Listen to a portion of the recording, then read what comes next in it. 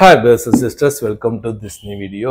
8 trading செஷனா தொடர்ந்து பாசிட்டிவா மேலே ஏறிட்டு இருந்த நிஃப்டி நேத்து ஒரு சின்ன சரிவை சந்தித்தது. அதோட மார்க்கெட் வந்து கீழே போகுமாங்கிற ஒரு தலைப்பில் கூட நேற்று போட்டிருந்தோம். இருந்த போதிலும் அது ஸ்ட்ராங்கான ரெசிஸ்டன்ஸ் இருக்குன்னு மார்க் பண்ணியிருந்தோம். அந்த சார்ட்டை கூட பாருங்க, மார்க் பண்ணியிருந்தோம். ஆனால் அந்த மார்க் பண்ணியிருந்ததை விட இன்னும் அதிகம் போகலை. ஆனால் நம்ம என்ன நடந்ததுன்னு பார்ப்போம். அதே மாதிரி முதல் முறையாக நிஃப்டி என்ன பண்ணியிருக்கிறது, அது பாசிட்டிவாக நெகட்டிவாங்கிறதையும் நம்ம பார்ப்போம். இன்னைக்கு வந்து எக்ஸ்பைரி டே நல்ல ஒரு ஒன் சைடாக நடந்து முடிந்தது. அதை நம்ம பார்ப்போம். இப்போ கொடாக் வந்து 2.5% இன்னைக்கு அப்பு. இன்னைக்கு நிஃப்டியுடைய பங்களிப்பில் 23 பாயிண்ட்ஸ் அது மட்டுமே கொடுத்துருக்கு. அப்புறம் இன்ஃப்ராஸ்ட்ரக்சர் 1%, ஆட்டோ வந்து 1.5%, ஐடி 1%. அதே மாதிரி நிஃப்டி ரீக்ளைம்ஸ் 50 DEMA ரைட்டா. அப்புறம் ரியல் எஸ்டேட்டு, ஆட்டோ இது எல்லாமே நல்லா ஏறிருக்கு. கிஃப்ட் நிஃப்டி ஹையில் ட்ரேட் ஆனதுனால கேப்பம்னு சொல்லிட்டு டெலகிராமில் போட்டிருந்தேன். டெலகிராமில் ஜாயின் பண்ணாலும் ஜாயின் பண்ணிக்கோங்க, ஃபேக்கில் ஜாயின் பண்ணி ஏமாந்துட வேண்டாம். எஸ்டர்டே க்ளோஸு இது 5 மினிட்ஸில் மாற்றிடுறேன்.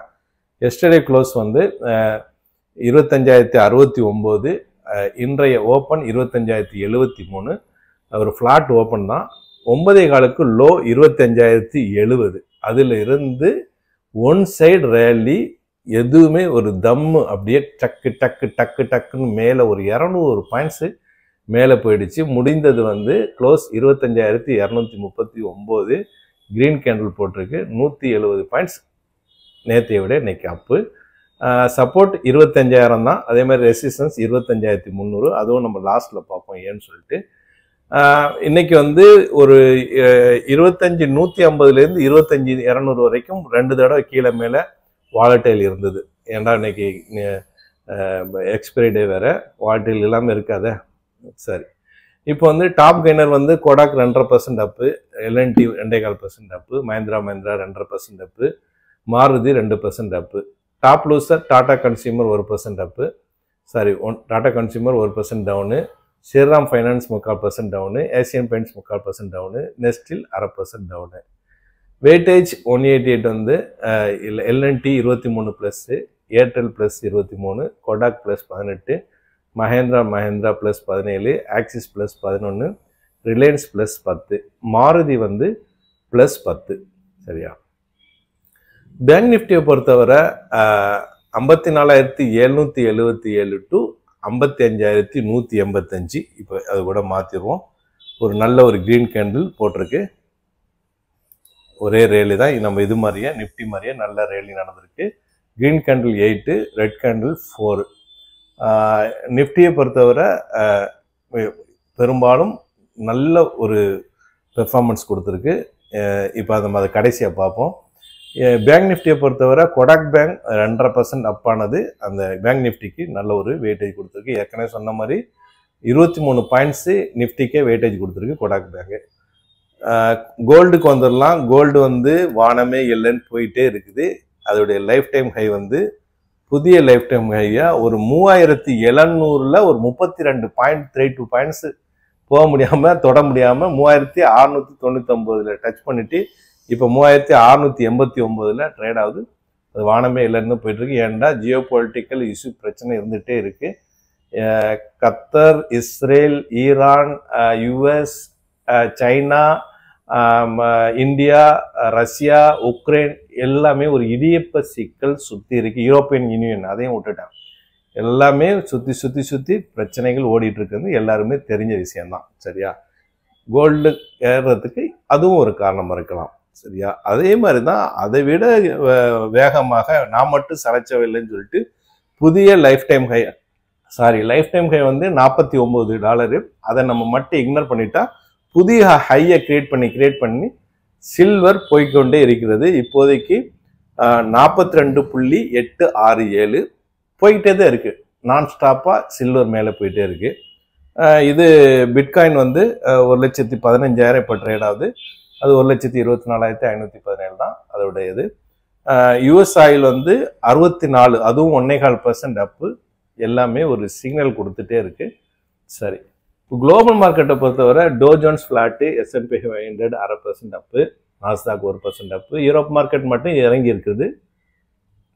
England FTSC 1/4% down, CSC Italy flat, DX Germany 1/2% down, and Asian market Japan Nikkei 1/2% up, Singapore Straits Times flat, Hong Kong Hang Sengs flat, Taiwan 1% up, Korea Kospi 1% up, SCD composite 1/4% up, Jakarta Indonesia 1/4% up, Shanghai China flat.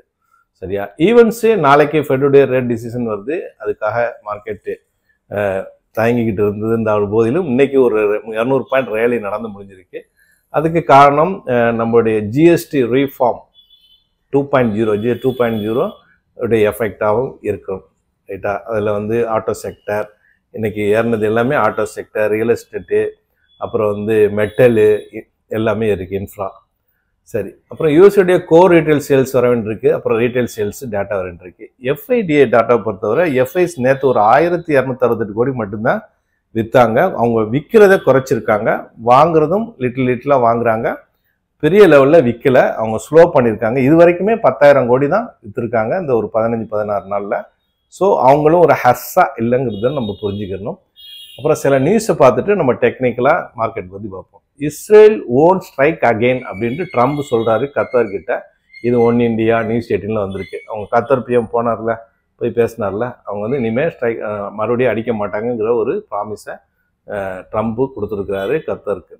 அதே மாதிரி Punjab student ரஷ்யாவில் ஒரு போருக்கு போகிற மாதிரி ஒரு photo போட்டிருக்காங்க. இது Hindustan times, India times and Indian express எல்லாம் வந்திருக்கு.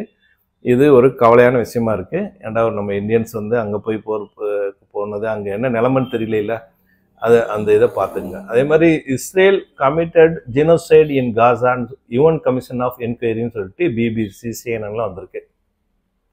இன அழிப்பு இஸ்ரேல் பண்ணிகிட்டு இருக்கிறதாக 2லையும் ஆர்டிக்கல் வந்திருக்கு. அன்னைக்கு அல்ஜசீராவில் 68 பேர் கொல்லப்பட்டிருக்கிறதாக அல்ஜசீராவில் வருது காசாவில். அப்புறம் Spain quit 2026 Eurovision song contest if Israel participate Indian எக்ஸ்பிரஸில் வந்திருக்கு.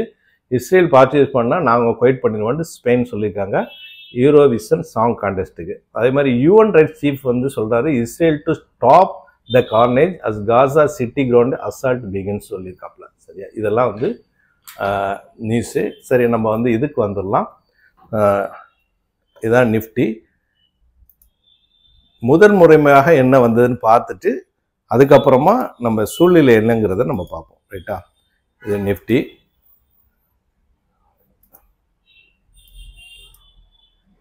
பெருசு பண்ணிக்கிறேன்.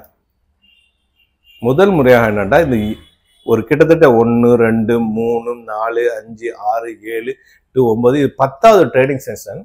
9 ட்ரேடிங் செஷன்லையும் நிஃப்டி என்ன பண்ணுதுன்னா அது முன்னாடி உள்ள ஹைக்கு மேலே க்ளோஸ் வைக்கல. அதாவது அந்த நாளுடைய இன்ட்ராடேல ஓப்பனுக்கு மேலே க்ளோஸ் வைக்கல. அதாவது கேப் அப் ஆகும், அப்புறம் கீழே வந்துடும், கேப் அப் ஆகும், கீழே வந்துடும். இப்படியே தான் நடந்திருக்கிறது. மேலே தூக்கிறது, கீழே வந்துடும், மேலே தூக்கிறது, கீழே வந்துடும். இப்படியே தான் நடந்துட்டு இன்னைக்கு தான் கீழே ஃப்ளாட்டாக ஓப்பன் ஆகி 200 பாயிண்ட்ஸ் மேலே, ஓப்பனுக்கும் மேலே, நேற்றுடைய ஹைக்கும் மேலே ஒரு நல்ல ஒரு ஸ்ட்ராங்கான புல்லிஸை காமிக்குது. ரைட்டா? இப்போ புல்லிஸை காமிக்குது. அது ஒன்று. ரெண்டாவது, இது இப்போ ஒரு ஸ்ட்ராங்கான ஜோன்ல ஏன் இருக்குதுன்னா இந்த இடம் நம்ம ரவுண்ட் பண்ண இடத்துல பாருங்க. இதோடைய ஹை என்ன 25,246, இன்னைக்கு க்ளோஸ் என்ன 25,239, இதோடைய ஹை என்ன 25,222. அப்போ இந்த ரேஞ்சுக்குள்ளே தான் இருக்குது. அதே மாதிரி 25,300ங்கிற ஒரு ஏரியாவே ஸ்ட்ராங்கான ரெசிஸ்டன்ஸ் தான்.